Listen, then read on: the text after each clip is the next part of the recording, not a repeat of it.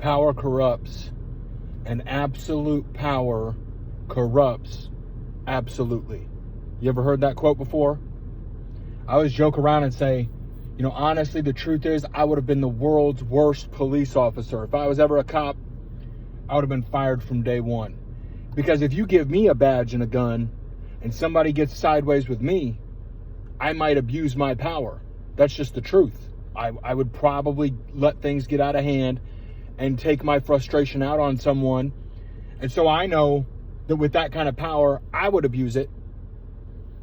And so you look at throughout history, the history of mankind is the story of people who were made worse by power.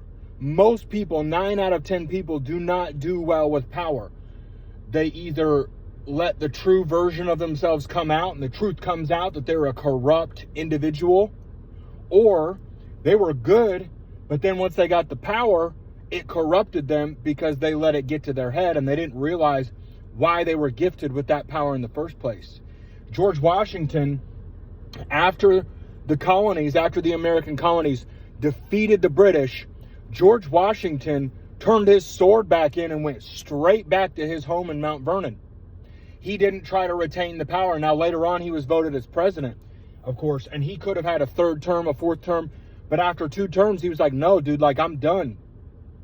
Because George Washington understood that being a servant was why he had the right to be in power in the first place.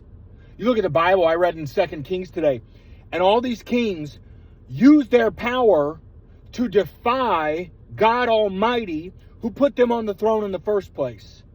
You got Christians who beg for blessings, and they ask God for blessings, and they say, God, please give me this, please give me this, please set me up with this, please give me this answer to prayer. But then God gives them the answer to prayer, and then what happens? They take that blessing for granted, and they no longer live the life that they were living in order to get the power in the first place. Now, I get it. We want power. And power is like, what is power? Power is influence.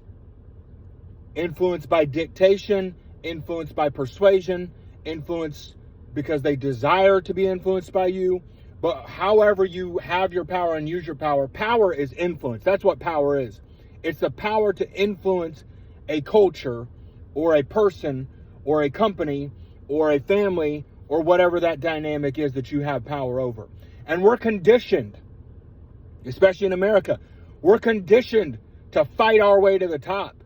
But once we get there, we forget what we're fighting for, we forget why we're fighting, and we end up letting the power get to our heads. We're no longer the servant that we used to be. But Jesus Christ said that the greatest leaders, the greatest of these, the greatest people who ever lived, are those who are servants. My coach, Kyle Carnahan in Superhuman Fathers, says it like this: I need nothing from you. I have everything to give to you. I need nothing from you.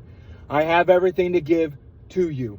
You probably know somebody who's always got to be in charge. The person who's always got to be in charge. The person who's always got to tell you, well, this is the way it needs to be, and blah, blah, blah, blah, blah, blah, blah.